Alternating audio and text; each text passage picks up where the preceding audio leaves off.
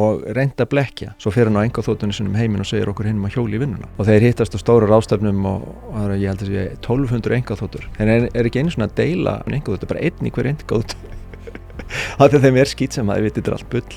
Þeir byggja húsið sitt við ströndina en þó þeir segja að það sé að verða hamfara hækkun sjávarmáls. Af því að þeir vita að sjávarmál ekki að hækka nema 2-3 mm á ári og sem það að lækka. Úrsula, ég fór að kíkja á það, þetta er hrikalegt. Þá hafði hún áður verið varnarmálaráðherra Þýskalands og sem slíkur þá hafði hún verið einnig rannsókn fyrir svipað brot. Þá hafði hún brotið lög og sökuð spillingu en hún hafði gert stóra ráðgjafarsamninga við einhver ráðgjafarfyrirtæki, meðal annars ráðgjafarfyrirtæki þar sem sonur hennar vinnur án útboðs. Og leið hún að sleppa það þá var henni hampað upp í það að vera framkvæmdastjóri Evrópusambandsins. Góðan daginn og velkomin í hlaðvarpið Ein pæling. Þessi þáttur eru boðið fiskhúsi.is, bæjarins bestu pilsur, Happy Hydrate, Alvöru Bón og Polsen. Nú ef þú ert að hlusta á þetta á almennri veitu, þá ferðu inn á partus.is/ein pæling til þess að fá þennan þátt á undan öðrum og án auglýsinga. En fyrir ykkur sem eru að hlusta, þá vil ég eindregið hvetja ykkur til þess að eiga viðskipti við þessi fyrirtæki því þrátt fyrir það að þau séu ekki sammála mér um allt, að þá er þetta fyrirtæki sem að standa undir málfrelsi á Íslandi og það er nákvæmlega það sem þetta hlaðvarp stendur fyrir. En víkjum okkur á þættunum, gjörið þið svo vel. Frosti Sigurjóns, hvað segir gott? Sigurjónsson. Það er algengt hvort að fólk vilji láta pabbi skamma mig alltaf fyrir það að segja Tóti Hjartar. Þetta ég er Þórarinn Hjartarsson. Þú ert Frosti Sigurjónsson. Það er rétt. Hvernig ertu? Hvernig ertu? Bara Frosti, já. Nei, hvernig ertu? Já, hvernig, já, þetta er slang. Jú, ég er bara eðlilegur held ég. Já, eðlilegur. Það er Nokkuð góður. Það ekki? Margt til að ræða. Þú lætur þig varða ýmis mál, loftslagsmál, orkumál og fleira. Við vorum að ræða núna áður en við byrjum að taka upp nýjung í orkumálum sem að mér þótti engar áhugaverð. Þú talar Thorium segi ég. Og Copenhagen Atomics. Já. Hvað er þetta?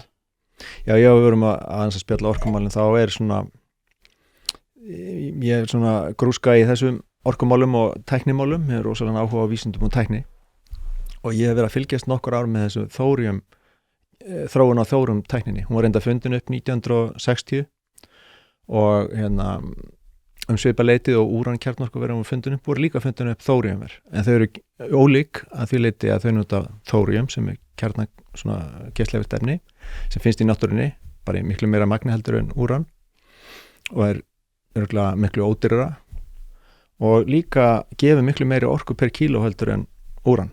Þannig að maður veldi fyrir sig, akkur notum við það ekki, akkur ákvaðum en að nota úran í staðin fyrir Thorium. Það var vegna þess að ef þú ert með úran kjarnorkuver, þá býrðu líka til efni sem hafa hernaðarlegan tilgang. Þau eru nothæfi í kjarnorkusprengjur, plútóníum og alls konar hroðaleg efni. Þannig að það var hætt í Bandaríkjunum að þróa Thoriumverin og all þróunin snýrist að úranverum sem við sitjum upp með í dag. Og eru eins og Fukushima sem sprakk í tætlur og mjög stór og dýr ver og eru dálítið hættuleg. En Thoriumverin, það er engin hernaðarmáttur sem fylgir þróun þeirra tækni og auðvitað hefði það verið miklu farsælla fyrir mannkynið ef það hefði verið gert, held ég. Og það gefur af sig miklu hreinni og betri orku. Jarðskjálfti? Já, komið jarðskjálfti. Það er læti. Já, það er læti. Og það sem ég vildi segja með, það er svolítið svona, maður er svolítið sorgmæðdrifið því að mannkynið hefði valið þetta en það var væntanlega þetta þurfti alveg gríðalegt fjármagn til þess að þróa úran kjarnorkutæknina, var ekki að færa inn enga fyrirtækja, þannig að ríkið þurfti að gera og herinn réði því hvor tækni var tekin. Bandaríkin vildi vera herveldi. Þannig að þessu einhver mun þróa þetta, við verðum að gera það.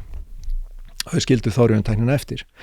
En nú hafa enga fyrirtæki, til dæmis eins og Copenhagen Atomics og nokkur önnur í heiminum og Kínverjar vera að keppast við að þróa Thorium tækni. Hún hefur mikla kosti. Þú getur framleitt lítil Thoriumver sem eru bara starfið gám, fjöldaframleitt þau og það er nóg af Thorium í heiminum og bara 1 kíló af Thorium eða hálft kíló af Thorium myndi duga til þess að knýja alla Lundunaborg í 2 vikur eða eitthvað slíkt. Þannig að þetta alveg er gríðarlega mikil orkuþéttni og það er út af þessu sem ég held að til dæmis að við munum bara hætta að nota olíu og gas eftir svona 10, 20, 30, 40 ár vegna þess að þessi orka allavega nema þá kannski byrja faratæki vegna þess að þessi orka verður svo rosalega aðgengileg og ódýr og Danirnir eru að vinna því að fjöldaframlega þessi ver, það er áhugavert, það er það sem ég finnst spennandi að fylgjast með. Kínverjar eru búnir að gangsetta svona þóríumver, þeir eru búin að leysa öll svona helstu vandamálin snýra því að þetta í staðin fyrir að vera með svona í stöngum eins og í úran er hægt í svona eldsneyti stöngum sem eru geymt í kælivatni og getur allt sprungið illa fer, þá er þetta þóríum leyst upp í fljótandi flúorsöltum sem að geta ekki sprungið illa og rauninni ef að ofhitnun verður í þessu kjarnorkuveri þá sjálfkrafa stoppar geislavirknin og ef hún fer yfir visst hitastig. Þannig að í sjálfu sér er bara útilokað að það verði sprenging. Já. Þannig að það er að hafa þetta miklu nær og bara inn í miðborgum sko. Það er svona. Þetta ekki sem að veita úrvalstjónustu og eitt af þeim er alvöru bón. Við skulum bara vera hreinskilin. Ef þér þykir vænt bíliðin þá læturðu gera þetta almennilega og það er nákvæmlega sem alvöru bón gerir. Fer með bíliðin, hvort sem það eru alþrif, djúphreinsun, mössun eða hvað eina, þá skellur þér á alvöru bón og lætur degra við bíliðin. Farðu inn á vefsíðuna og tryggðu þér 10 tíma klippikort, þá þarftu bara ekkert að vera að pæla í þessu. Alvöru bón, kíkið á þetta, þið verðið ekki fyrir vonbrigðum. Og hvað sko út af því að þú lætur þig líka loftslagsmál varða og ég var nú að tala við Albert Jónsson sem náttúrulega bara hittar hérna á leiðinu út og hann segir einmitt sko, hann er að tala um þessi loftslagsmál og hann segir óháð því hvort að nákvæmlega allt er varðar loftslagsmál sé rétt eða ekki að þá ræður alþjóðakerfið ekki við að færa þar aðgerðir sem að ríkisstjórnir eru búin að skuldbinda sig og ekki skuldbinda sig til að gera til að takast á loftslagsmálin. Þetta er net zero plan allt saman. Já, og hann færir rauk fyrir því að bara við getum ekki sem sjálfstæði ríki og sem alþjóðakerfi tekist á við þetta á þann máta og eina leiðin út úr þessu sé tæknin. Já. Og þú ert að vera rauk fyrir því að þessi tækni, ef að hún gengur eftir að þá erum við raunin að takast á við öll loftslagsmarkmiðin og þá náttúrulega myndi það minnka þinn loftslagskvíða. Já, ég náttúrulega hef engan loftslagskvíða. Ég yrði kvíðin eða það væri að koma ísöld.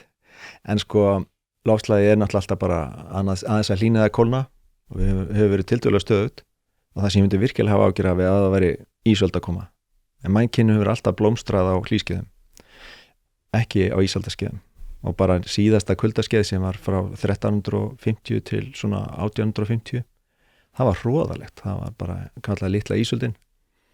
Thames fraus í London og það fraus allt bara í hel, uppskerubrestur og stormar og illviðri og allt þetta, básendaflóðið og allir þessi hroðalegu illviðri voru á kuldaskeiðum og þá var mannfellir og skepnufellir og fólksflótti og hræðilega hlutir, en þegar það hlýnar eins og á rómanska hlýskeiðinu eitthvað slíkt þá blómstrar menningin og þannig ég skil ekki þennan ótta við hlýnun sko. Og hamfara hlýnun er eitthvað sem er bara ekki að gerast. Það hefur verið væg hlýnun síðan þessari litlu ísöld lauk 1850, þá byrjaði að hlýna sem betur fer, jöklar fóru að hopa og hafa verið að hopa síðan, sem er gott þegar jökullin er bara dauðinn á skriðbeltum þegar hann sækir fram mýlur allt undir sig og undan jöklunum núna, jökulsporðunum sem eru að hörfa þá koma í ljós skógar sem uxu fyrir 1000 árum áður en þetta kuldaskeið kom og 2000 árum og 3000 árum og við sjáum að það var hlýrra á norðurhveli heldur en er núna, það eru bara leifar eftir bara fyrir nokkuð 1000 árum var hlýrra og við sjáum það á gróðuleifunum og steingervingunum hvað tegundra plöntum þrifust á uppi við heimskautsbaug. Þannig að þetta hlýindi eru góða fréttir og það að hitamet séu slegin það er ekki nefnilega þannig í þessari hlýnun sem við erum að upplefa að mesti hitin sé að verða meiri en hann var, heldur eru veturnar að verða mildari og næturkuldin að verða minni, þannig að það er bara gott í sjálfu sér.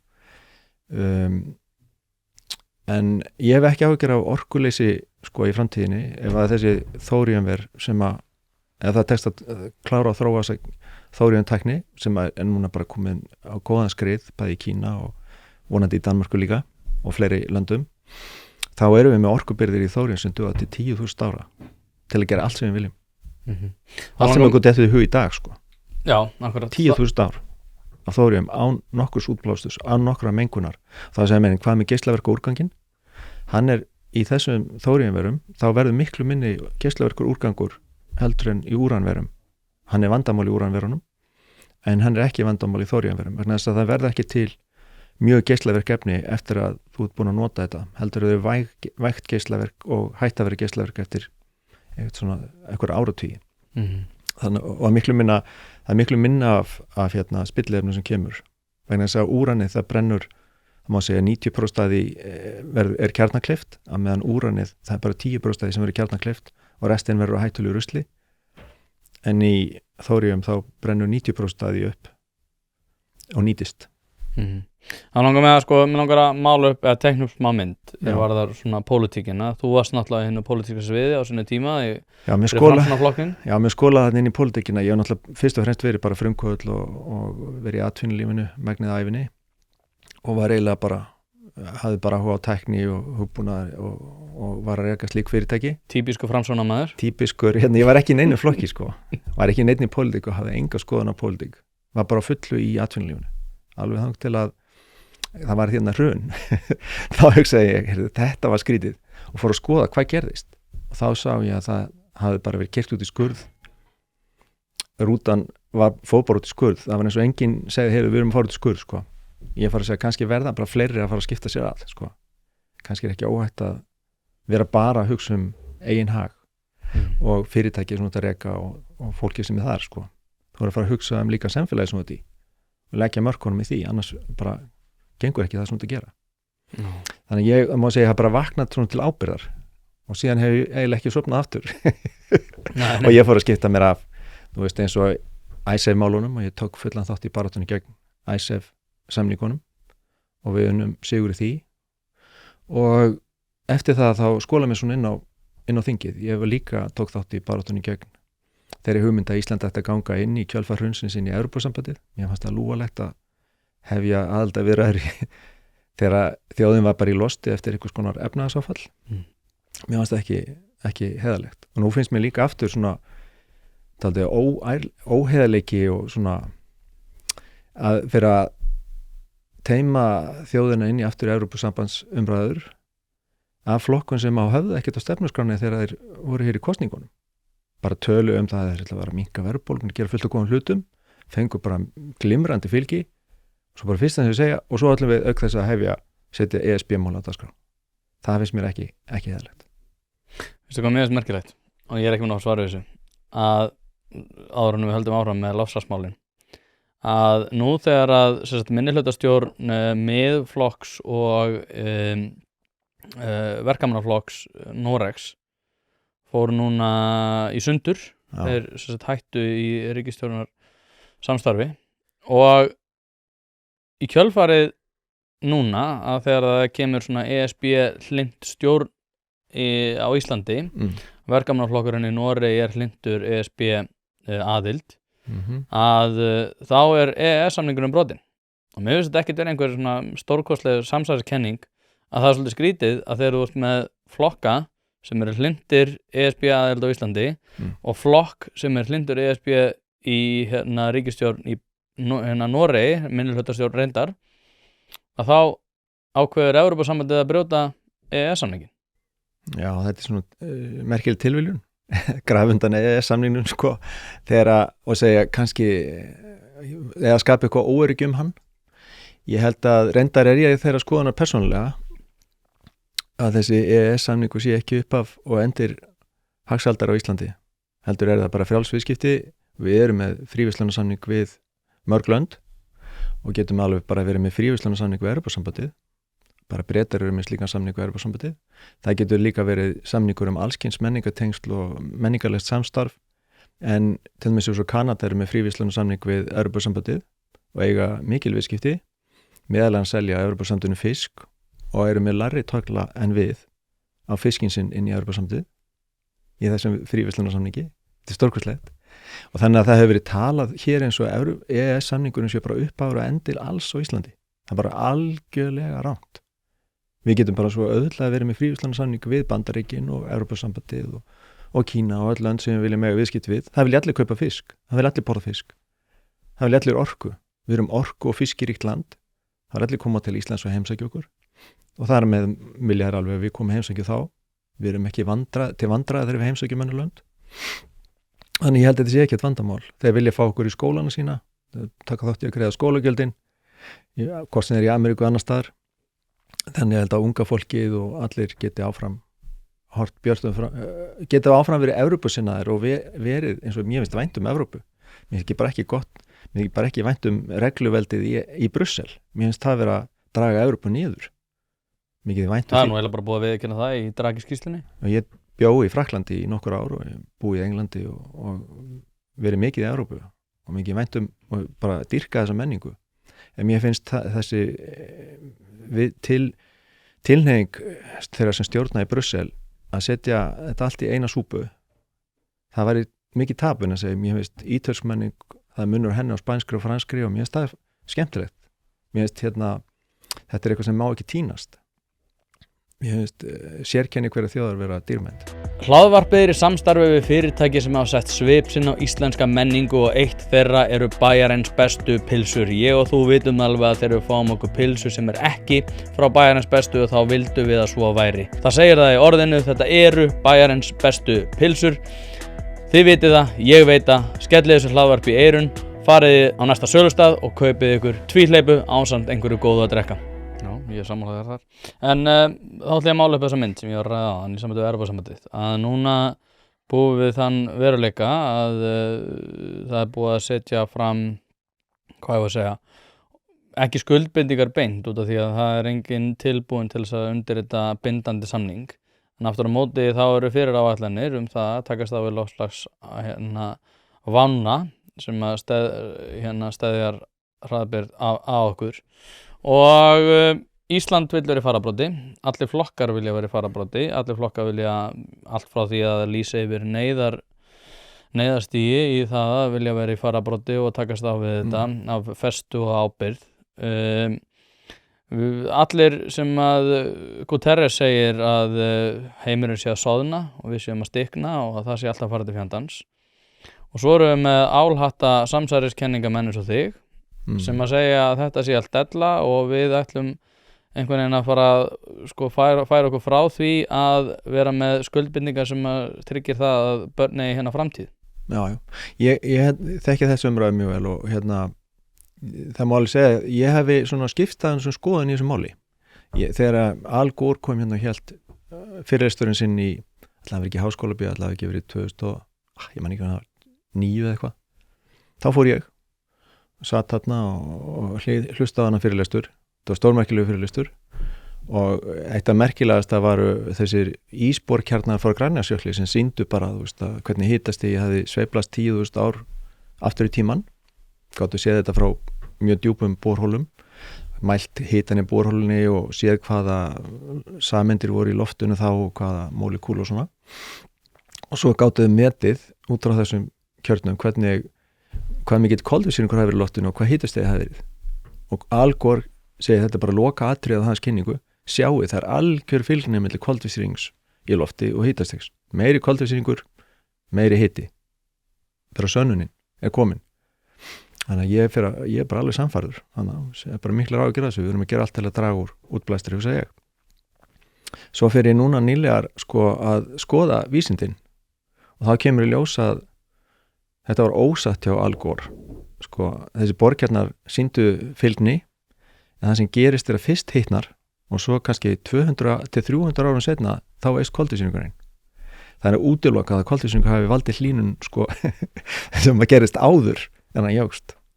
En hann getur aukist bara vegna þess að þegar höfin hlýna af einhverjum ástæðu, til dæmis meiri geislun frá sólinni eða eitthvað svona, þá verða höfin að sleppa koltvísýringnum, bara eins og þú ert með kristall á borðinu, glas af kolsýru vatni, leið og þetta hitnar þá koma loftbólunar upp. Ef þú geymir inn í ískáp þá helst gosið lengur í því. Þetta er bara eðlisfræði. En hann virðist hafa hort fram hjá þessu og reynt að blekkja. Svo fer hann á einkaþotunni sinum heiminn og segir okkur hinum að hjóli í vinnuna. Og þeir hittast á stóru ráðstefnum og ég held að sé 1200 einkaþotur. Þeir er ekki einu svona að deila þeir eru ekki einu sinni 2 og 2 saman í einhverju, þetta er bara 1 í hverju einhverju það er þeim skýtsama, ég veit, þetta er allt bull. Þeir byggja húsið sitt við ströndina, þó þau segja að það sé að vera hamfara hækkun sjávarmáls, þá eru þeir að byggja hús við strenduna, sko, bara niður við sjó, af því að þeir vita að sjávarmál er ekki að hækka nema 2-3 mm á ári og sem staðar að lækka. Og það að Grænlandsjökull sé að bráðna, ég fór aðtúa hvað mun það gerast hratt. Ok, hann er að tapa smá ís, af því að það er hlýra núna var á síðustu litlu ísöld sem hætti 1850. Þá sjálfsögðu er jökullin aðeins að hoppa. En hvað mun hann vera mörg ára bráðna alveg og hækka sjávarmálið með svo 20 metra sem við óttum svo mjög? 10.000 ár, meir en 10.000 ár. Þetta er ekki að stæðja að mjög rætt allavega og það getur alveg hafist kólun aftur innan 10.000 ára og jafnvel er það líklegt vegna að við lifum á kuldaskeiði sem að þú sér það því að jörðin er með íshettur bæði á norðurpól og suðurpól. Ég man að Al Gore hann spáði því líka að íshafið er hann spáði því 2009. Íshafið verður íslaust innan 6 til 9 ára eða 7 ára. Heyri, það er liðin ansi mörg ár síðan að hann sagði að þetta ætti að verða og það hefur aldrei orðið íslaust. Ekki einu sinni í september þess að það er minnstur ís. Menn segja já en ísinn hann er eitthvað að þynnast og verða minni og minni. En það er enginn sem þorir að spáði núna, enginn vísindamaður sem þorir að spáði að það gerist fljótlega að það veri íslaust. Þeir segja að ísinn geti haldið áfram að minnka að það veri aldrei íslaust. Ekki kannski á þessari öld, sko. Þannig að öll þessi aðsteðandi ógn, þessi hamfara hlýnun, er bara væg hlýnun eftir eitt kaldastast tímabil sem hefur verið 10.000 ára sögu samkvæmt Borgljúfnum, sem var litla ísöldin 1300 til 1850, var bara hrikalega kalt hérna. Mannfellir, skepnudauði og hroðalegur uppskeri brestir, fárviðri og illviðri. Þessu tímabili lauk sem betur fer. Og við lifum núna á hlýnandi skeiði sem er eðlilega afleiðing. Þá segir mér, nei, þessi hlýnun er alltaf út af koltvísýringu. Koltvísýringun er á valdinni og maðurinn hefur aukið koltvísýringun í loftinu. Og ég fyrir að skoða það. Er það satt, hugsa ég? Eða er þetta bara náttúruleg sveifla? Það er ekki hægt að sanna að koltvísýringun sé að valda þessu vegna þess að náttúran er sjálf að sveiflast. Var ekki að aðgreina hver orsökin er. Þannig að vísindi get ekki fullyrt neitt. Þannig að menn segja bara, ok, við getum ekki sanna neitt, við getum allar sagt að allir vísindamenn séu sammála með eitthvað. En það er ekki vísindi. Það er félagsfræði. Hvað vísindamenn halda ræður engum það hvað er satt. Til dæmis héldu vísindamenn á einhverjum tíma að jörðin var í miðpunkti sólkerfisins og meira svo voru hengtir ef við sögðu hvað annað eða brendir. Og núna virðum við mest þann vísindamann sem þorði að standa í lappirnar og segja að jörðin væri að snúast sólina. Og það kom í ljós að það var alveg rétt. Núna eru örfáir vísindamenn sem segja að koltvísýringurinn geti ekki stjórna loftslaginu. Þeir eru bannaðir.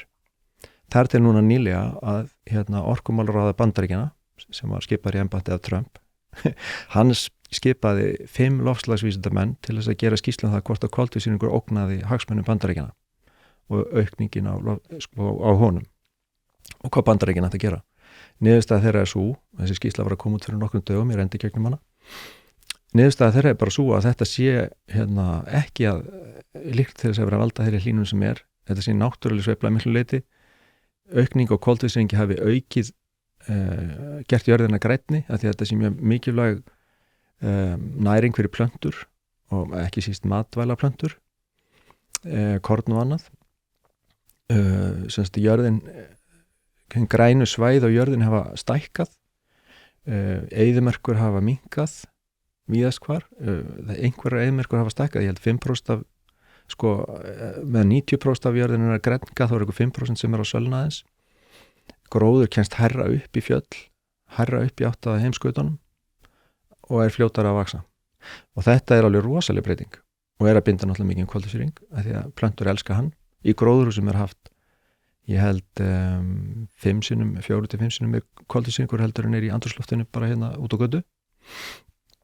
Núna hérna inn í okkur, að því að við erum á svona fundi, þá er koltvísýringur orðinn svona 2-falt meiri heldur en út á götu. Við öndum frá okkur koltvísýringi sem er mjög sterk blanda og hann er ekki eitraður fyrir okkur. Í kafbátum er 5 sinnum til 10 sinnum meiri koltvísýringur heldur en út á götu og í flugvélum, þegar við flýgum milli landa, í skólastofum, fundarherbyggjum. Við þolum það mjög vel. Þannig að jafnvel þó að það myndi 2-faldast koltvísýringurinn í andrúmsloftinu, það ógnar ekki okkar lífi. Þá fór ég að spá, en hvað með súrnun sjávar? Er það ekki vandamál? Svo fer ég að skoða rannsóknir það og skýrslur og grúski því og það kemur ljós að sjávarlífverur þær þola bara töluvert mikla sveiflu í sýrustigi sjávar.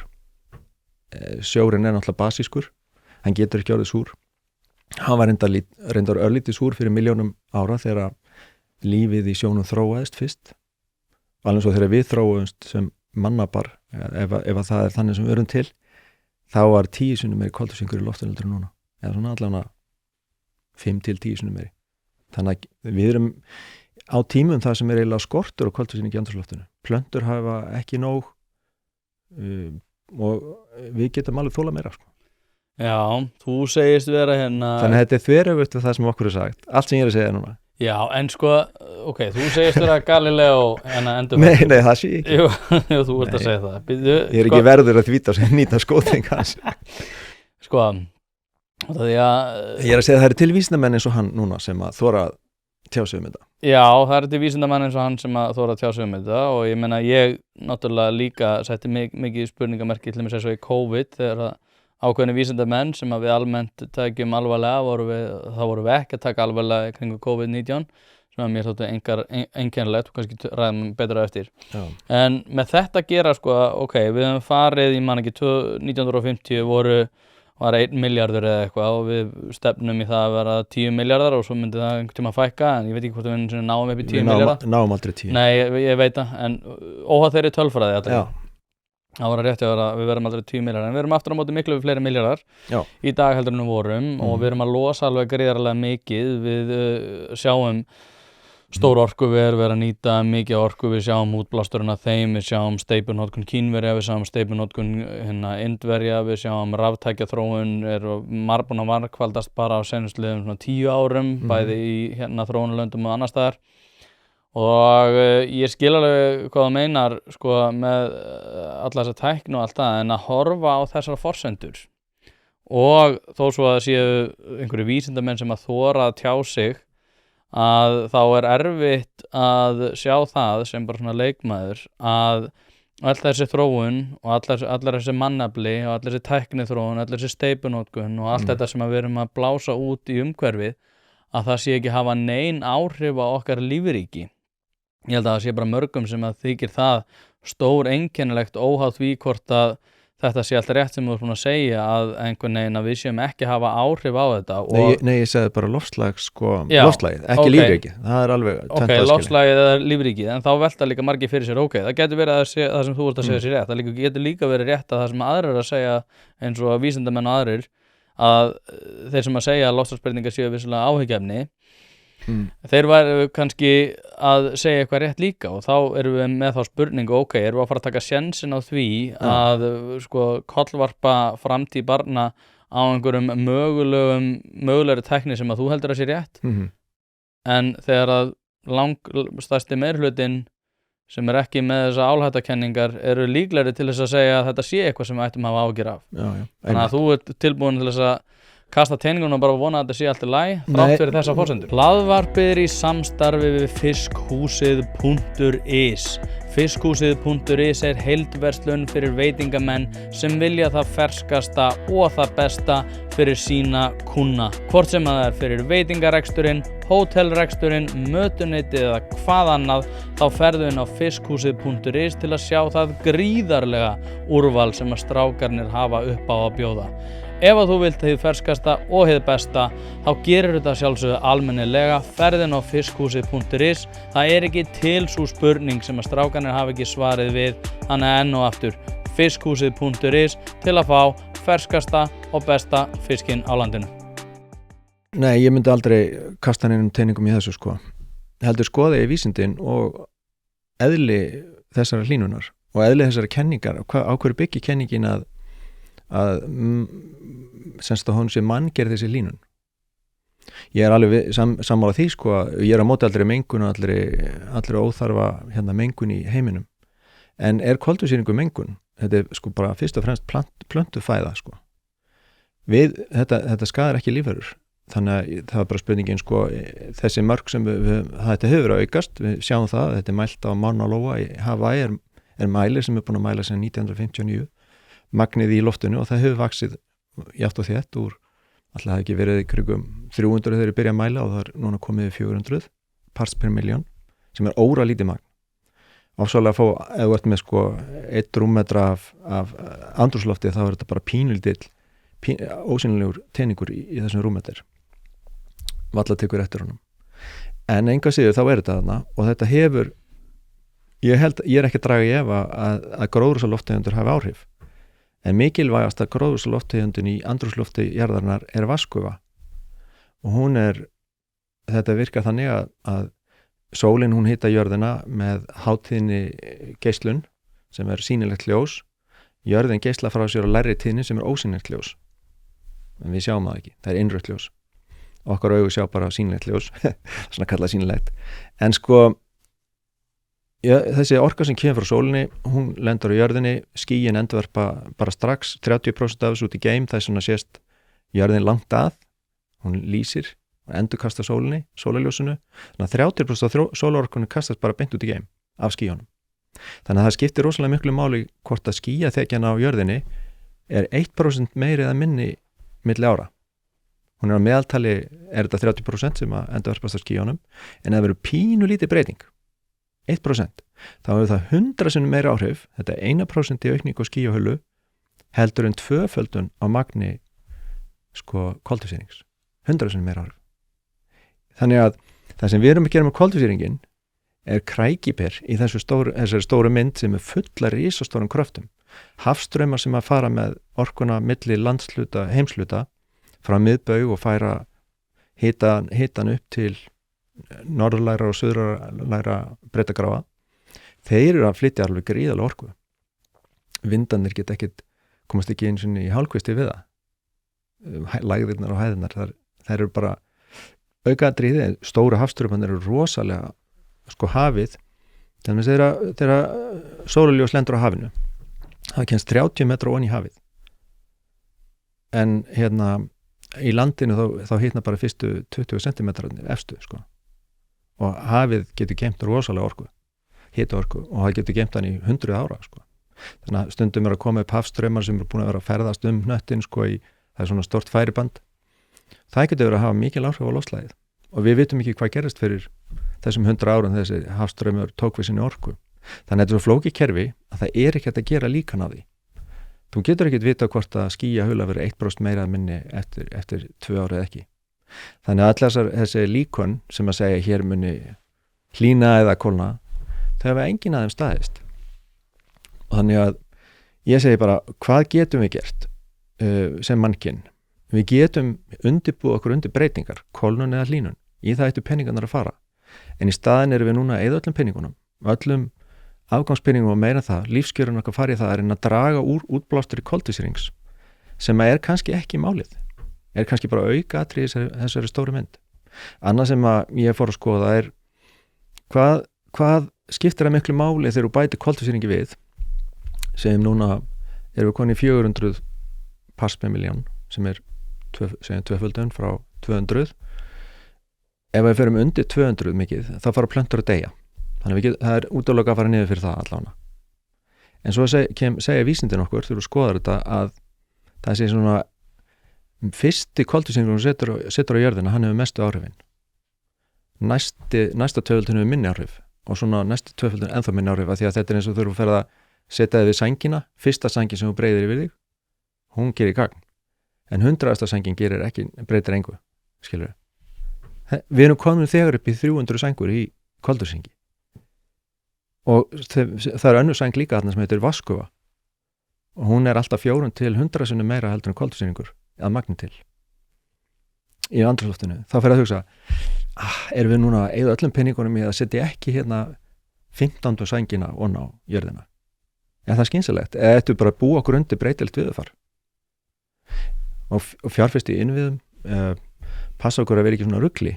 Ég held að þetta sé eitt mesta rugl sem nokkuð tjána hefur komið fyrir, sko, því að það verið að draga þegar ég dæla á bílinn minn, þegar ég að bara kveikja ljósin, þá að fara að setja vindmylur upp all land til svona á einhverja gæsalappir, hreina orku, þetta er bara útbýja náttúruna í einhverjum algjörlega glötuðum orku fyrirbærum sem að búa til ótrausta og dýra orku.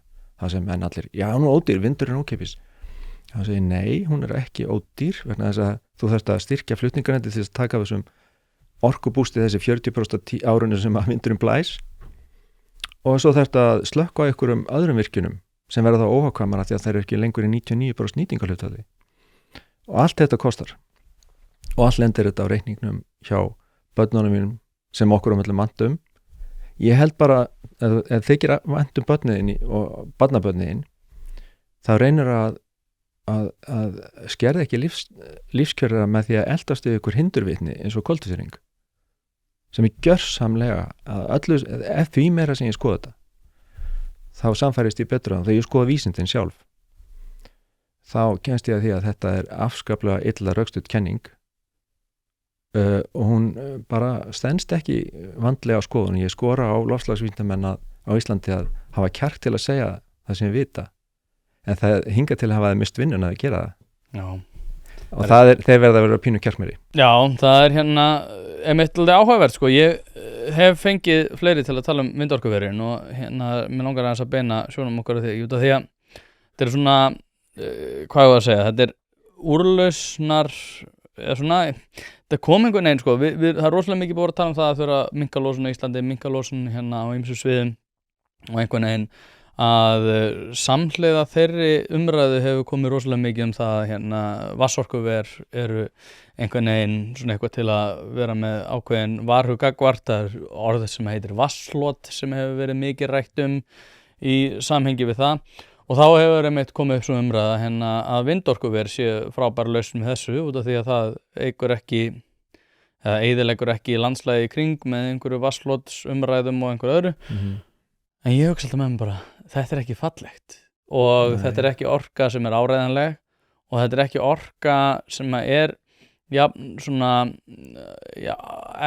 bara áreiðanleg, þetta er svona haldbær á öllum hliðum eins og önnur orka sem við höfum og orku kostir en samt sem áður er þetta bara einhvern veginn og svo er bara einhverjir aðilar að koma utan á heimi sem ætla að fara að byggja þetta, við þurfum frá Kína í þetta er rosaleg mannvirki undirstöðunar þurfa að vera rosalega styrkar og stöðugar og lítið fyrir náttúruna er miklu meira til frambúðar.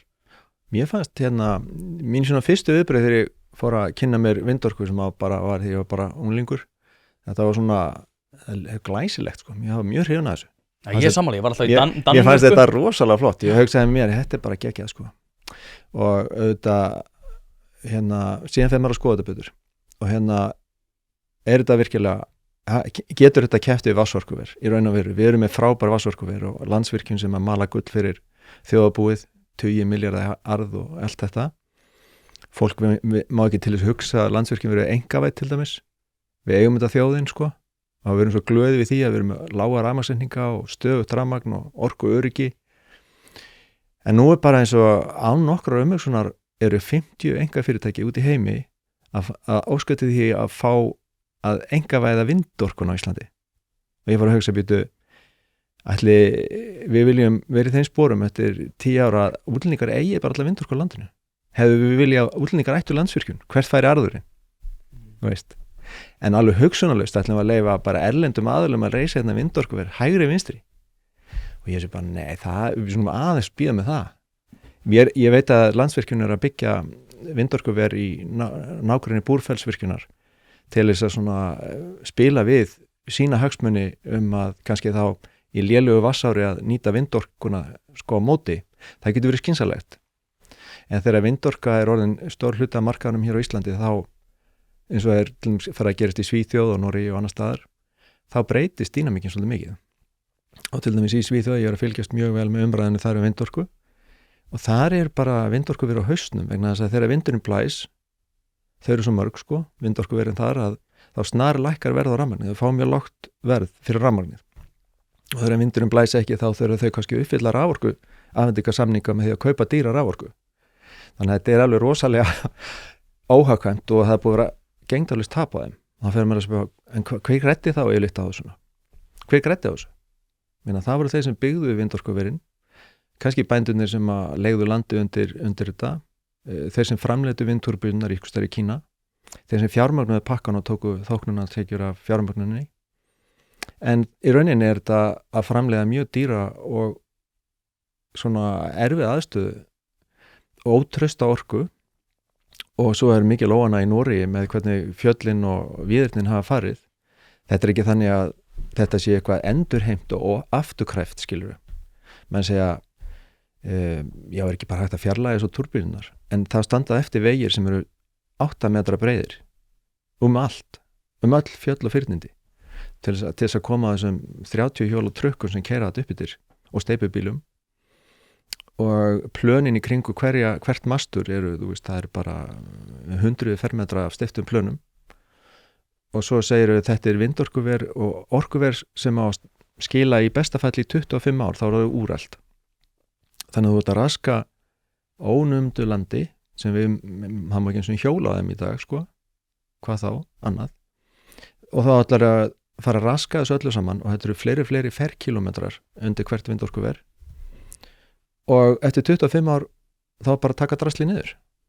Menn allir út með vatnsfallsver, þá býr þetta fallegt uppistöðulón, og það þarna næstu 100 ára, sko, og bara fallið partur af náttúrunni, truflar ekki augun. Vindmyllunar, þær snúast þarna þú ert að reyna að horfa yfir landið og þá eitthvað sem hreyfist, það allt öðru seldur en þeir eitthvað í kjört. Þetta eitthvað sem snýst. Já, en á nóttinni sér það ekki, já, þá eru blikkandi ljós. Þetta eitthvað svo hátt uppi. Þetta eru 280 metrar, þetta er 3 sem hærri en Hallgrímskirkja, ég veit ekki hvað þetta er, sko. Og á nóttinni, þú ætlar að horfa á norðljósin og stjörnurnar, þá eru blikkandi aðrunarljós á toppi fyrir flugvélarnar, sko. Og sem sagt, myrkurgæðin og súnáttar er líka farin og upplifun. Hávaðan að þessu berst, sko, kílómetra eða 2 undan vindi, og skugginn þegar sólin er lágt á lofti, þá er skugginn að flökta yfir það sem þú ert kannski í bæniðinum að lesa, þá kemur alltaf að vera flump skuggi fyrir gluggan. Dýrin truflast að þessu, spaðarnir leysast upp í roki, rigningu og hagli, ísinn kastast að þessu, það eru 800 lítrar af olíu hverjum turni sem þarf að skipta árlega, smurolíu, höfuðlegan í þessu sem svona þessi rosalega öfl, sko, þú sér spaðar sem eru rosalega stórir. Þegar þessi lega getur gefið sér til svona 10 ár, það er sagt að líftíminn á þessu sé svo 25 ár, en ef þetta gefið sér eftir, þessi stóri dýri hlutur gefið sig, þessi varhlutur gefið sér eftir svona 12 ár, allar að fara að gera við þessu vindmyllu, hún er kannski bara 5 ára eftir, sko. Nei, lætur hann bara grotna, og svona fer einu og eina bíla, og það er samningar sem ég hef séð við landeigendur, ég hef séð 1 eða 2, þeir fjalla ekkert það að fjarlæga vindmyllu leið og hún er orðin ónýt, heldur á bara fjarlæga allt gumsið í lok tíma sem er kannski eftir 25 ár, og þá ef ég held að gerist það sem ég held að muni gerast er að fyrirtækið það verður enga hlutafélag stofna á Íslandi reksturinn, og það verður tæmt af peningum áður en kemur að hreinsuninni, að búið að greiða, og eigandinn einhvers staðar í aflandseyju, einhvers staðar á Möltu eða einhvers staðar annar staðar, hann segir bara, já, því miður, ég veit að ég samt að hreinsa til, en það er bara engin peninga til, hvað ætla ég að gera? Þetta er bara hlutafélag. Ábyrgð eigandans takmarkast við hlutina sem hann var með í félaginu, þeir eru verðlausir. Hann er búin að draga allan hagnaðin ef einhver var úr. Og þá er það sveitafélagið sem lendir í að taka þetta til, eða þetta verður bara grotnar næstu árhundruðin, sko. Og þá fer olían að leka úr þessu, hún er banneitruð, mjög eitruð fyrir lífríkið. Spaðarnir eru að gera úr plasti og í því notu bisfenol, eiturefni sem eru notu til þess að búa til, og þau eyðileggja vatnshlotinn, allt vatnið á heiðanum, og örplast molnar út allar heiðar. Þannig ég segi áðurum fyrir út í þessa mengun að til að búa til orku sem er ófyrirsjáanleg, það er ekki hægt að sjá hvenær vindurinn blæs, það er ekki hægt að spá fyrir því, og meðaltali er þetta svona 40% af tímanum sem að vindurinn er heppilegur. Hann má ekki vera mikill heldur nefnilega, hann vera akkurat passlegur, og það er 40% af tímanum, og þessum milli stendur þetta bara og gerir ekkert. Þessum er þetta dýrt. Þetta er óendanlega dýr orka þegar vindurinn blæs ekki, og þegar hann blæs þá fáið lítið fyrir peningin. Svo er verið að ljúga því, sko, að því að við segjum bara, hver á að kaupa svo ótryggu orku, hver ætla að fá að vara aflið, ætla að fá þau á Landsvirkjun? Það myndi gera hana óhagkvæma. Já, það verður búið til gasorkuver til þess að fylla upp í skarðið, þannig að það verður að byggja gasorkuver sem verður sett í gang þá þegar vindurinn blæs ekki. En hver á að kaupa, ef það er ekki gert, hver á að kaupa þessa orku sem 40% tímanum. Það sem en jú, við ætlum að búti vetni. Þá fyrir ég að skoða hvað það orku að gefa framtíðina. Þá fyrir ég að skoða hvað kostar að búti vetni og hvað kostar að reka verksmiðju sem bara rekin 40% tímanum. Óhagræði í þessu er svo gríðarlegt að það meikar engan sens. Það svo ósamkeppnishæft.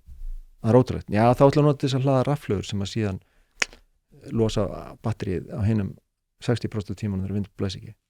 Það svo dýrt og getur ekki náð utan það. Það sem að mér þótt og þannig að því meira sem að greifur hún í þetta því vitlausar er þetta. Hlaðvarpið í samstarfi við fyrirtæki sem hafa reynst mér vel og eitt af þeim er Happy Hydrate. Happy Hydrate veitir þér öll þau steinefni sem þú nauðsynlega þarft á að halda. Ég var alltaf skeptískur á það hvort að það væri gott yfir höfuð að vera að taka einhvers konar viðbótarefni, en eftir að ég byrjaði að nota Happy Hydrate hef ég einfaldlega orðið betri maður. Mér líður betur, kem meira í verk og dagurinn verður einfaldlega betri. Þetta er dagskammtur af C-vítamini, engin gervisykur, dregur úr þreytu, inniheldur nauðsynleg vítamin og bara heilt yfir frábært. Því mæli ég eindregið með því að þið notið Happy Hydrate og skál fyrir því.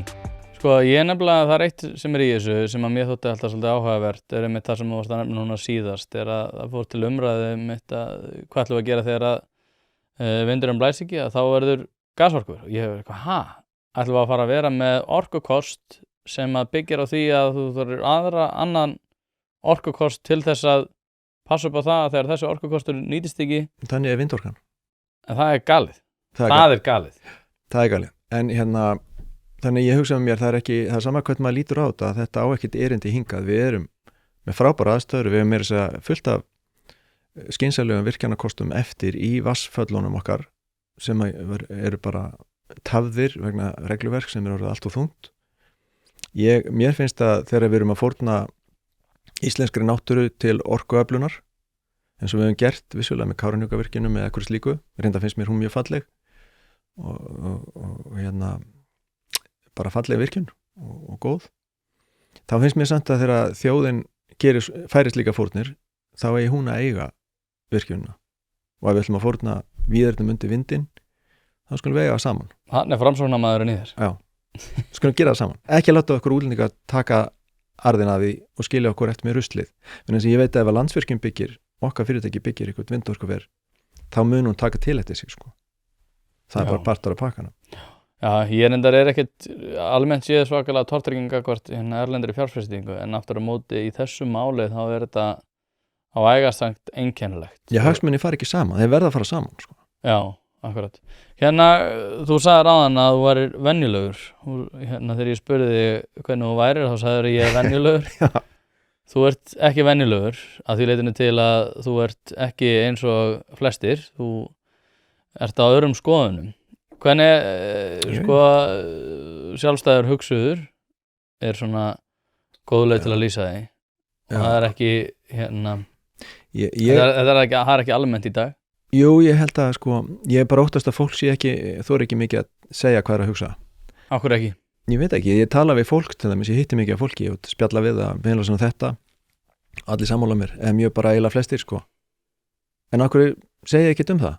Já, ég kæmi sér illa. Ég er hérna í svona starfi og ef ég fer að tala svona þá getur þetta og þetta gerst. Það er óvinsælt að hafa svona segja hugsun. En ég held að því fleiri sem gera þá verður það ekki eins óvinsælt, Þannig að ég bara hef alla tíð reynt að svona áður en mynda með skoðun að kynna með málið. Þú veist, ef þú segir mér eitthvað sem þú heldur þá segir þetta er áhugavert, ég ætla að fara að kynna með málið. Svo fyrir ég að gera það. En þú veist, ég hvorki hafnaði eða fellst á það fyrir ég er búin að kynna með málið. Ég er búin að lenda svo oft í því að menn hafa sagt mér eitthvað sem er bara alveg vitleysa, og stundum ekki vitleysa, en ég þarf að kynna með málið. Og það er ekki á óvirðingu við neitt. Ég bara vil kynna með málið. Það var eins og ég var hjá lækni og hann sagði, já, blóðfylluna þínar, þú þarna kannski að fara að taka statínlyf, held ég. Já, áhugavert, til að kynna með málið. Svo fyrir að lesa allt statínlyf, bara með, þetta er mest seldu lyf í heiminum. Það hljóta að vera frábær. Mér langaði svolítið í þau, en ég ákvað að kynna með málið og lasa rannsóknirnar. Fyrir hverju er þetta svo að fólk skilji? Sem sagt, kólesteról lækkandi lyf. Ok. Sumir hjarta sjúkdómar þegar menn fá kransaða stíplu, þá eru kólesteróla stíplaðarnar og eitthvað svona, þá voru fundum með efni sem að dregur úr kólesterólmagni í blóðinu. Ok, þetta meikar allt sens. Ég fer að skoða rannsóknirnar og kemur í ljós að í raun og veru þú tekur þessi lyf í svona 10 ár, það getur lengt líf þitt 1 dag og kemur í veg fyrir hjartafall sem nefnir 1 degi, eitthvað svona. Ef þú hins vegar tekur þessi lyf, þá eru 20 aukaverkanir sem þú geti fengið og 20% af öllum sem taka lyfin fá einhverja af þessum aukaverkanum. Það eru slæmar, vöðvaverkir, minnisleysi, magsleysi, getuleysi, you name it, sko, bara allt sem þú vilt ekki í lífinu. En það 20% líkur á því. Eða viltu lengja lífið 1 dag. Ok, ég segi, nei, ég nenni þessu ekki, ég ætla ekki að taka þetta líf. En þú veist, læknir var alveg á því að þetta var bara mjög skynslegt fyrir mig. Hvernig varst í COVID? Þá fór ég að skoða það. Fyrst hafði ég rosalega ágjörð að vera, ég sá bara, það eru allir að detta dauður í Kína og Ítalíu og allt maður, þetta stórhættulegt, við erum að loka landinu, ég segi, skynsalegt. Sjá hvað gerist. Ekki hleypa öllum inn með þetta.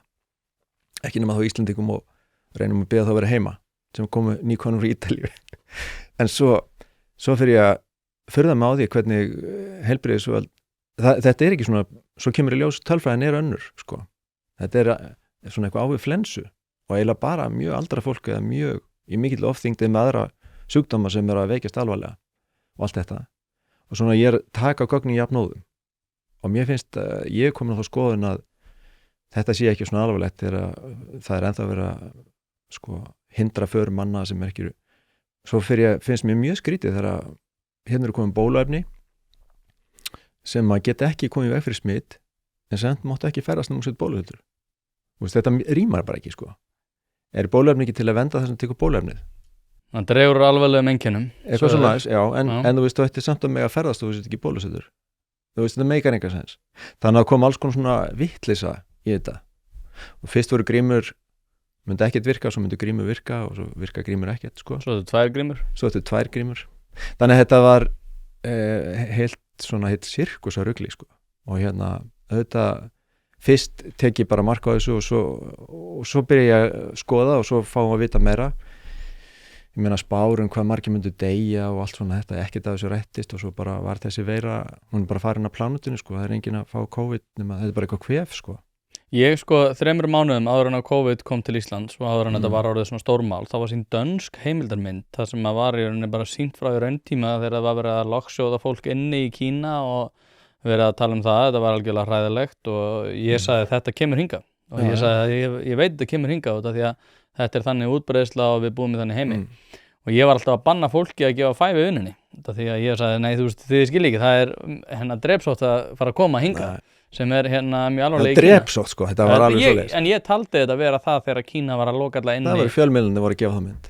Og en svo einhvern veginn eins og þú fór ég að kynna mér Johnny Unitas og ég fór að kynna mér Martin Kulldorff og tók mér þess að viðtal við Martin Kulldorff og var í samskipti við hann stóð sig vel í þessu.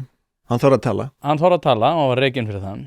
Já, en þetta var svo einkennilegt allt og ég einhvern veginn sko hugsaði núna til dæmis að þegar að hnífaburður og fleira er búin að aukast alveg gríðarlega, morðtíðni er búin að aukast gríðarlega, við erum að sjá alvarlegar efnahagslegar afleiðingar sem erfitt er að vinda ofan af út af við prentum 400 miljardar bara á Íslandi inn á hagkerfi sem við dæmdum líka til þess að kæla sig á meðan á faraldrinum stóð og það er ekkert búið einhvern veginn að vera, þetta er aldrei rætt í þessu samhengi, við einhvern veginn bara svona horfum á þessa atburði sem er eiga sér stað núna í dag, fasteignamarkaðurinn í klessu, hnífaburður, aukin morðmál, samt einhvern veginn horfi ég á þetta þannig, þetta er svo augljós afleiðing af því að við setjum fólk í stofufangilsi on-off í 2 ár sem ég held að reyndar hafi haft verri afleiðingar, ég held að hafi verið verra að við verum alltaf að opna og loka og einhvern veginn út af því vorum alltaf að gefa fólki von Já, það á eftir,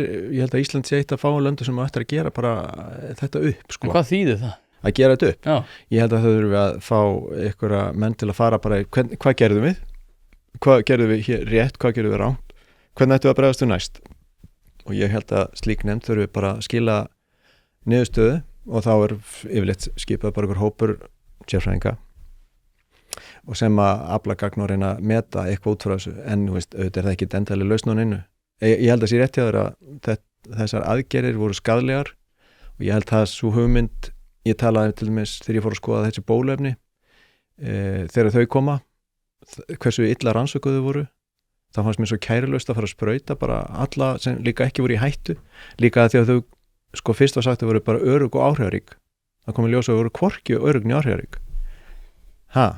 Konur voru að fá alls konar truflanir á blæðingum eftir að fara í þetta, menn voru að fá hjarta, sko bólgu, heilablóðföll, menn á íþróttaföllum fóru bara í fótboltamenn að detta niður dauðir, geta verið bólefnin? Nei, alls ekki, sko, allir bara, það er eina sem getur ekki giska á, sko.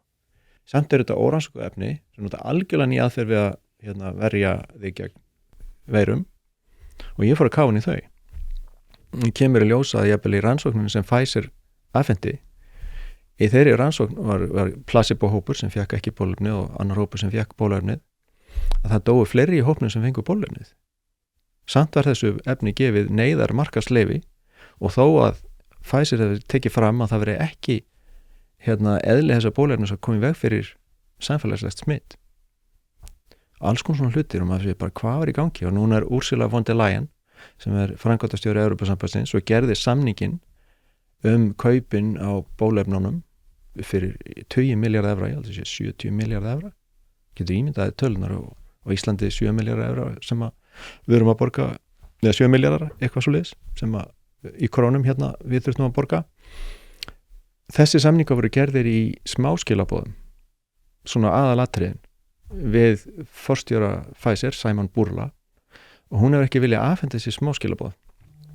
Hún neitar að gera það. Og hún er undir sæti núna rannsókn fyrir spillingu, en þess að hvað getist það í smáskilabóðunum? Þú veist, okkur fáum ekki að vita hvað það var.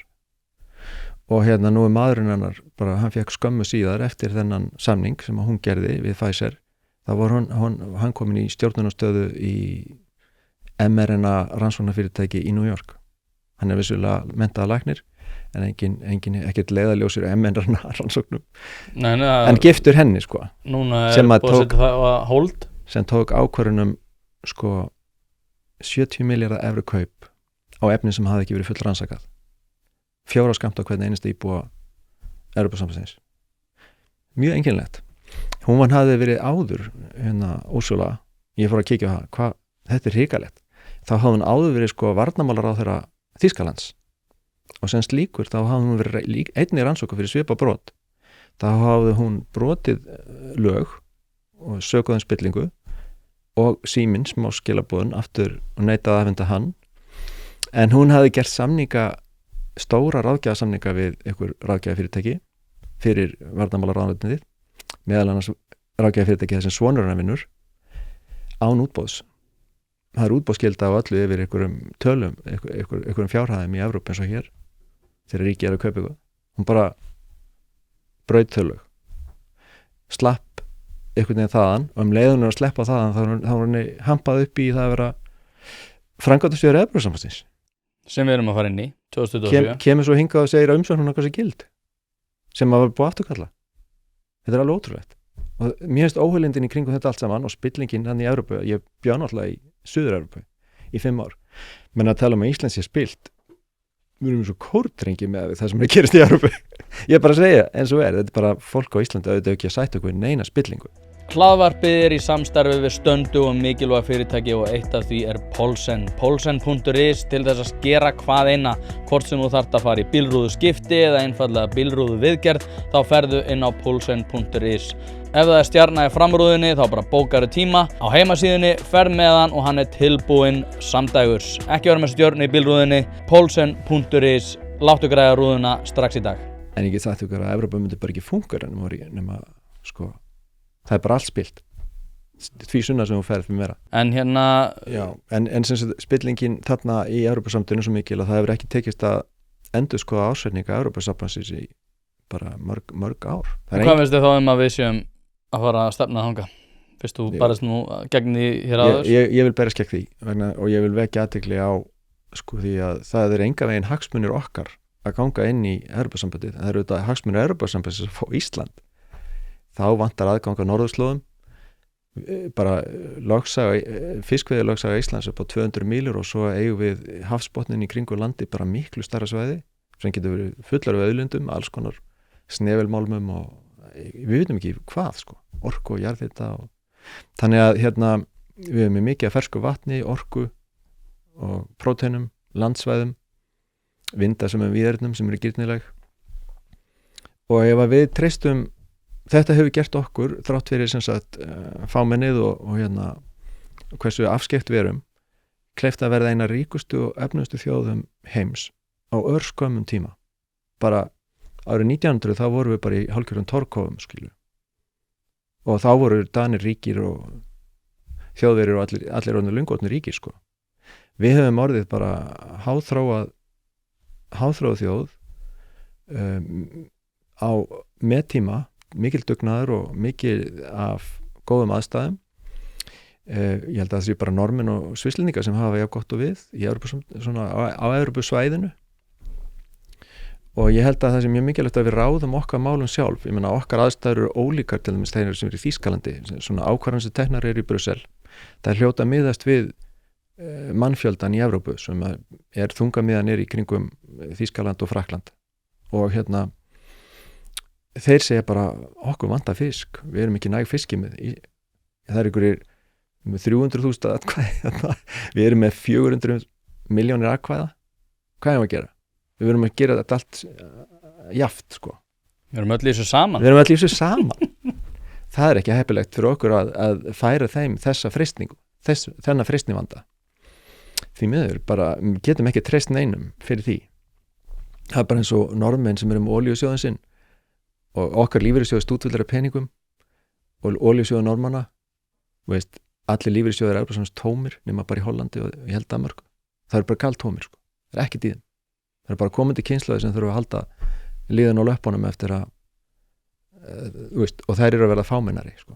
Þannig að vandinn er allur það er allt teiknað á vegginn hagkerfi í Þýskalandi er sko bara skreppur saman, það er orku skortur orkuverði í Þýskalandi bara sky high eftir að leiðslan var sprengt frá Rússlandi Nord Stream leiðslan sem að Nord Stream 2 já, sem að Bandaríkjamenn voru búin að segja er þið stöðuð með einum öðrum hætti ef að Rússar réðust inn í Úkraínu sko.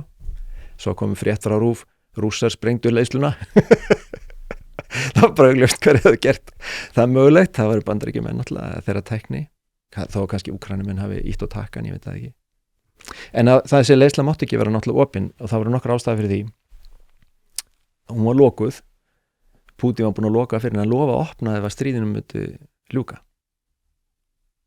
það vildi ekki Bandaríkjamenn og þá hefðu náttúrulega Úkraínumenn þurft að láta hendi í landsvæði skilur gegn því að leiðslan hefur verið opnuð fyrir Þýskaland þannig að þetta var svona spil á hendi Pútíns þessi leiðsla, það var að taka það af honum auðvitað tapaði hann síðan stórfé á því öllu þessu gasi sem var í leiðslun og slapp út í lofti, það var öllum saman það að þetta verið metan, mjög mikilvirk gróðurhúsalofttegund og það er bara mælileg aukning á metani eftir þetta slys. Þetta er svakalegt en mér finnst bara, ef maður horfir á þetta sko, Ísland, okkar hagsmunir eru gjör ólíkir hagsmunum þeirra sem búa í kringum miðsvæði Brussel og þeir sem eru að gæta hagsmunaverðinni þar, þeir mun aldrei gæta okkar hagsmuna. Þannig að ég held að þetta veri bara afskaplega slæmur leikur fyrir okkur. Við eigum að eiga góð viðskipti og samstarf og viðskipti á öllum sviðum við Evrópu ef þið vilja gera genum EES-samningin bara fínt. Ég hef efasemdur þessi gott að nota þennan EES-samninga því hann felur í sig það að við þurfum innleiða lög sem að henda okkur ekki og til dæmis í orkumálum eða vatnsflótsmálum öll þessi vitleysa sem er að koma hérna inn og mér finnst að við eigum ekki að vera í slíku sambandi við Evrópusambandsríkin, við bara verið fríverslunarsamning við það. Það þurfum að fara að ljúka þessu sko, höldum okkur áfram við Evrópunót og því að sko núna talar að þetta sé í vondum málum og ég er sammála því, sko ég var alltaf hlindur Evrópusambandsaðild bara fyrir ekki svo löngu. Síðan las ég Draghi-skýrsluna og er reyndar að gera þætti núna það hvernig hún bendir á mikla vankanta innan Evrópu en nú er fært rauk fyrir því að okkar hagsmunir gætu verið bundnir við Evrópu út af því að við værum með miklu meiri slagkraft sem stór heild og að við værum með betra varnarbandalag, við værum með betra efnahagsmál, við myndum sleppa við alla svona tolla, við varum í samfloti í öllu sem við kemur bæði regluverki og öðru og það myndi einfalda líf okkar miklu meira. Er þetta bara allt rangt eða hvernig Já, eiginlega bara hvert einasta atriði myndi ég segja að ég geti hrakið með rökum. Það sem ég hef heyrt að fólk segja, við fengjum þá annan gjaldmiðil, við fengjum lægri vexti, bara svona bæti við listan sko. Og þannig að þú týndir upp og allt þetta, ég held að í varnarmálum þá sinna alltaf augljóst að við erum með varnarsamning við Bandaríkin sem eru sko stærsta herveldi heims og bara Evrópusamtið bara kemst ekki að blað sko, það eru aukastafir í þessari mynd. Þannig að við höfum ekki þangað að sækja hvað var að öryggismál eða samstarf þeim vettfangi. Varandi efnahagsmál þá erum við bara í miklu betri málum, hagvöxtur hefur verið sko margfalt meiri en í Evrópusambandinu undanfarin ár, atvinnustig og allt annað slíkt. Þannig að það sem fylgir svona örum hagvexti er eins og hærra vaxtastig. Það leiðir að því að hversu mikið er hér í gangi og mörg verkefni, keppni peninga á lánsfé, að verð á lánsfé hækkar. Verðbólga hefur verið hérna meiri og það fylgir oft svona hagvaxtar undrum eins og Íslandi að verðbólga verður meiri, fólk er að fá meiri, það er að verða ríkara, það getur leyft sér meira, það kaupir meira, vörur hækka, kaupmenn nýta sér það, síðan að koma verðhækkun líka vegna bara orkuhækkunar út í sko aðföngur að hafa verið að hækka og allt slíkt. Krónan á tímabili var að ekki að styrkjast eins mikið hún hefði átt að gera vegna þess að lífeyrissjóðirnir voru að fara með fé úr landi. Þeir sagði ok, við erum allan að helmingina okkar peningum erlendis til að dreifa áttunni, skynsamlegt.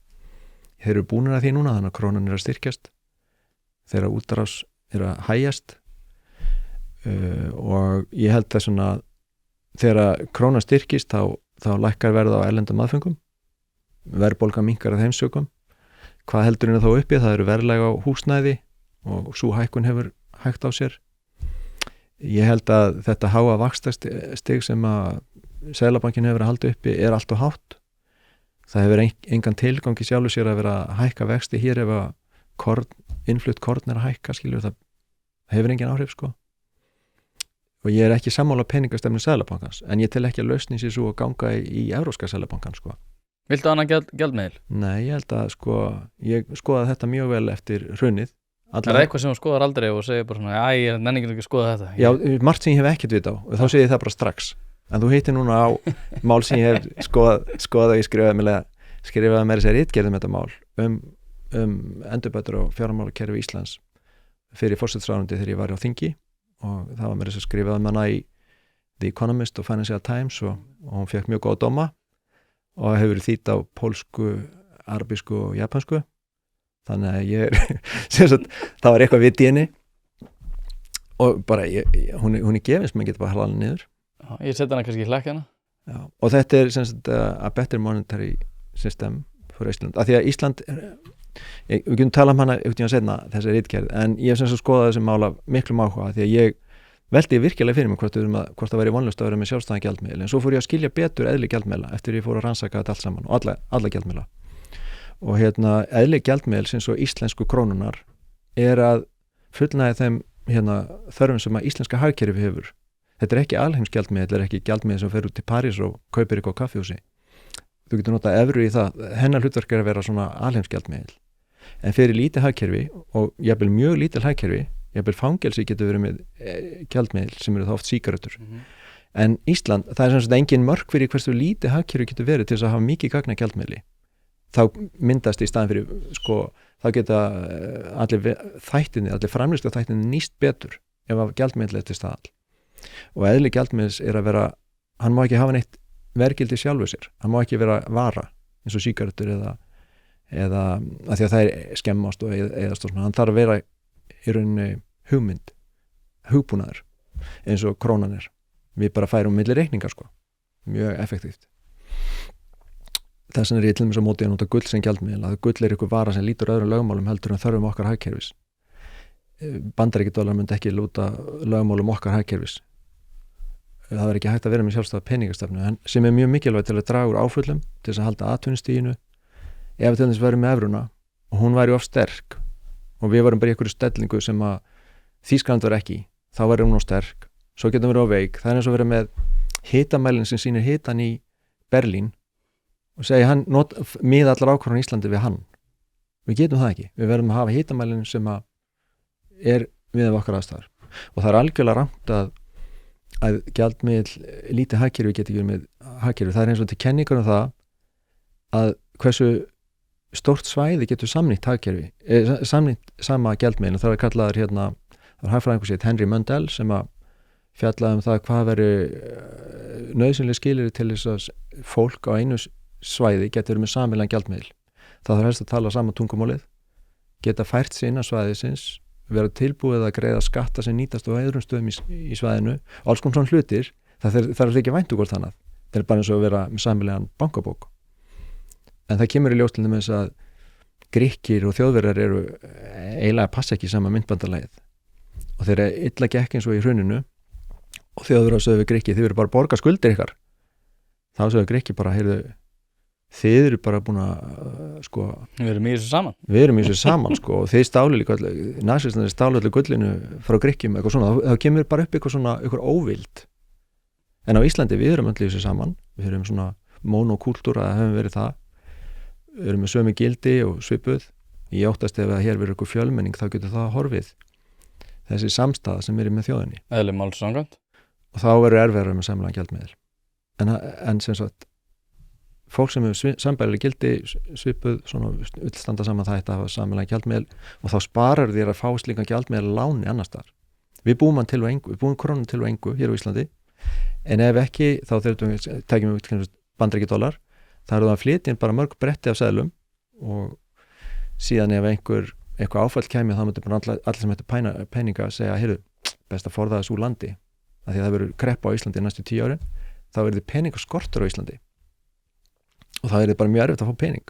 Þá verður eiginlega nánast að fara til vöruskipti eins og gerist í Grikklandi í kreppinu þar núna nýlega. Það var engin peningar í svona þorpum.